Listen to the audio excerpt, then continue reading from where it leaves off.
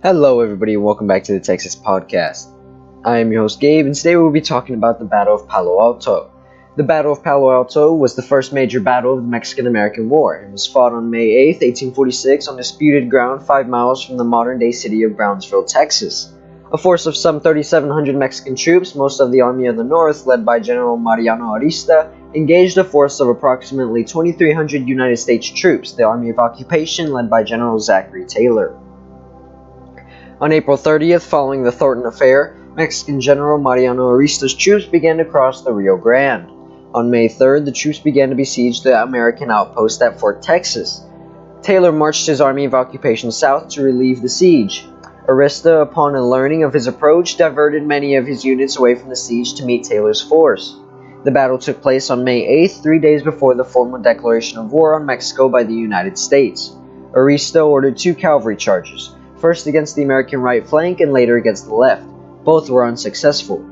The American victory is widely attributed to superior artillery, as the U.S. light artillery was much more mobile and accurate than that of the Mexican forces. That evening, Arista was forced to withdraw further south. The armies clashed again the next day at the Battle of Resaca de la Palma. On April 30th, following the Thornton Affair, Arista started crossing the Rio Grande at Lagunero with his main army, first with General Pedro de Imperia's 1st Brigade and 4 guns. Taylor prepared Fort Texas to withstand a siege, while he moved most of his forces to protect his supply base at Fort Polk near Point Isabel, 23 miles northeast of present-day Brownsville, Texas, and having a Gulf of Mexico pass suitable for ships. Fort Texas was garrisoned by Taylor with 500 men under Major Jacob Brown, including the 7th Infantry, and Captain Allen Loud's 4 18-pounders and Lieutenant Braxton Bragg's field artillery. The battle began as a result of Mexican efforts to besiege Fort Texas on May 3rd, and General Zachary Taylor, in command of the Army of Occupation, receiving supplies from Fort Polk on Point Isabel, heard the distant report of cannon fire. Taylor started his return to Fort Texas on May 7th with 2,200 men plus his 200 wagon supply train. General Arista immediately left his camp at the Tanques del Ramiriano with his army with the intention of blocking Taylor. Imperia's brigade left the Fort Texas siege to join him. Taylor's scouts sighted the Mexican force at noon on the 8th.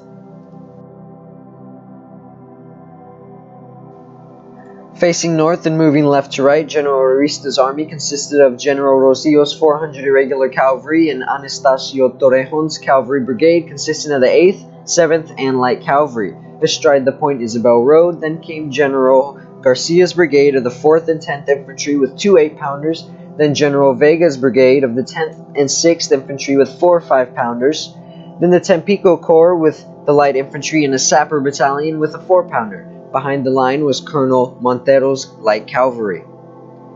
Facing south and moving right to left, Taylor, with a force of 2,300 men and 400 wagons, placed Colonel David E. Twiggs with Lieutenant Colonel James S. McIntosh 5th Infantry and Major Samuel Ringgold's artillery batteries, followed by Captain Lewis N. Morris's 3rd Infantry with Lieutenant William H. Churchill's 2 18-pounders astride the road, followed by Captain George W. Allen's 4th Infantry, Lieutenant Thomas Child's Artillery Battalion, and Lieutenant Colonel James G. Belknap's wing, James Duncan's battery, then Captain R. Montgomery's 8th Infantry on the American left. Lieutenant Colonel Charles A. May's Dragoon Squadron guarded the left flank, and Captain Colgan Carrs guarded the train. Montgomery was slightly wounded during the battle, along with approximately 10 other officers, some of them severely. Taylor halted his columns and formed a line behind his batteries when the Mexican artillery started firing at 2 p.m. The American artillery was very effective, while the Mexican artillery often fell short. Arista ordered Torrejon's cavalry to attack the American right, but progress was slow, allowing Twiggs to form the 5th Infantry into a square to meet them with a couple of volleys. A fire started from a cannon-burning wad, which halted fighting for an hour as the smoke paralleled between the lines of the opposing forces. Arista pulled back 1,000 yards on his left, and Taylor advanced accordingly, rotating the axis of the battle 40 degrees counterclockwise. May failed to return the Mexican left before the artillery duel resumed. Child's artillery battalion formed a square to repel another Torrejon's cavalry charge. Duncan's battery stopped Arista from turning the American left and then advanced with the 8th Infantry and Kerr's Dragoons to drive the Mexican right from the field. A charge ordered by Arista at this time resulted in the light cavalry fleeing along the Mexican line, taking the 6th Infantry with them. Fighting stopped with dusk, and both armies camped for the night. The morning of the 9th revealed the Mexican army slowly moving south. Taylor sent forward a 220-man battalion under McCall to reconnoiter the Mexican positions.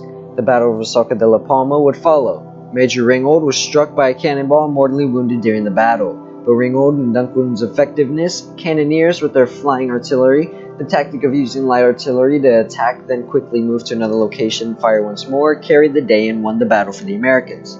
General Zachary Taylor emerged from the war a national hero. The battlefield is now Palo Alto Battlefield National Historic Park and is maintained by the National Park Service.